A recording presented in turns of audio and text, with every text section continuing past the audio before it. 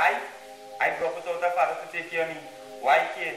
I wasn't ready for a child as a teenager, so why must care? I try to visit my son, but it's hard since his mother and I separated. Plus, I have a new partner now, and a child. So why care? Talking to the social workers really helped me to accept my responsibilities, to share equally in taking care of my son, and to be in his life. So, I care. Even though I'm young, I take responsibility because I want to be part of my child's life. So I care. Boy, I knew it was hard without a father. I must take good care of my children. I care. No matter your situation, men's care is needed in all ways, all of the time. Share the care. Welcome back to Gayelle.com on Gayelle Channel. We're talking about UNIFEM's Share the Care campaign, which you're no doubt going to be hearing and seeing lots of from now on. And we're speaking to Dana Axelino from Marcastuta, which is the agency responsible for the campaign. Yes. Tell us about the approach that you took to those PSAs, because in the Caribbean we're accustomed to a certain type of thing. One, we're accustomed to celebrities telling us to do whatever, whether it's to wrap it up or don't beat your wife. And we're accustomed to those little snappy one-liners that are supposed to summarize a whole message. What approach did you take to getting these messages across in a way that people would actually listen to? Well, the thing is, this is a really complex issue, so it couldn't just be encapsulated in one line or catch a thing and so on. Also, UNIFEM requires sponsorship and getting funding to be able to produce these things. So we didn't necessarily have the budgeting for celebrity endorsements, etc. Our approach, though, was that we wanted to make sure it was as real as possible, that the persons that we saw as the target audience would be able to relate to the people they saw on the screen. And so we started this process in January, and we are almost in Christmas, as I see by the decorations. So it tells you the kind of involvement that goes on in the background. In terms of understanding the issues, there was research that was done by UNIFEM in 2008 throughout the Caribbean to understand the background issues of women's poverty, which is how this all came about. And we had to go through, read that 178-page research, understand the issues so that we could understand how to reach the persons who were most affected. Now, as I said, it's a complex issue, so it really runs from the top of the spectrum to the bottom of the spectrum in terms of socioeconomically.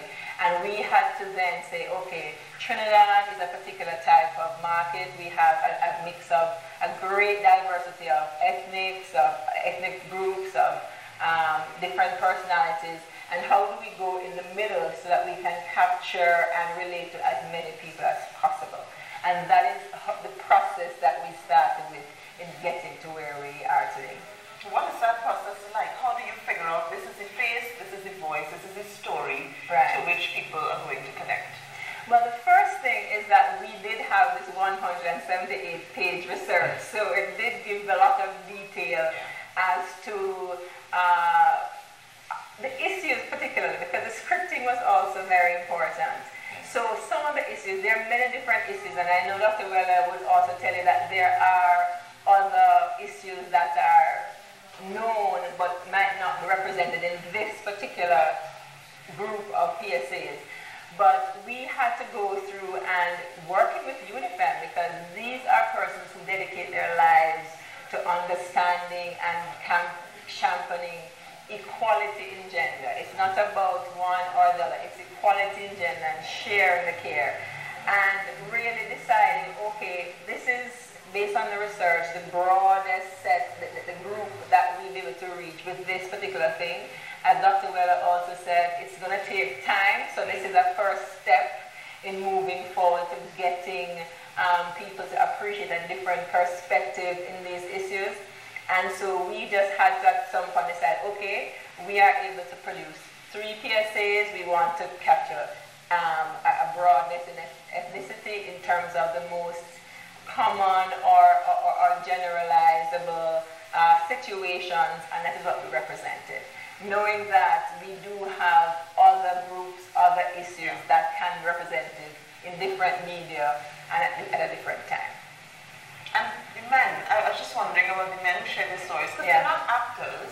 No. They're real men with real stories. How can you choose them from the bunch? Well, that's another part of the strategy. We decided we're not going to be using actors or celebrities. We wanted it to be really, it had to be relatable.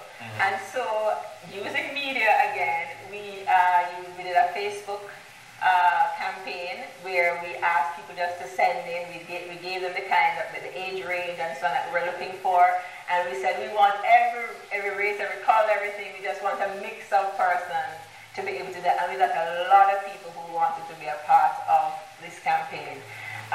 Because we weren't using actors, however, and we had a message we had to convey very effectively, we had to do video auditions, and it was a joy. I've never seen a set of people so enthusiastic to do a TV commercial in my life. It was amazing.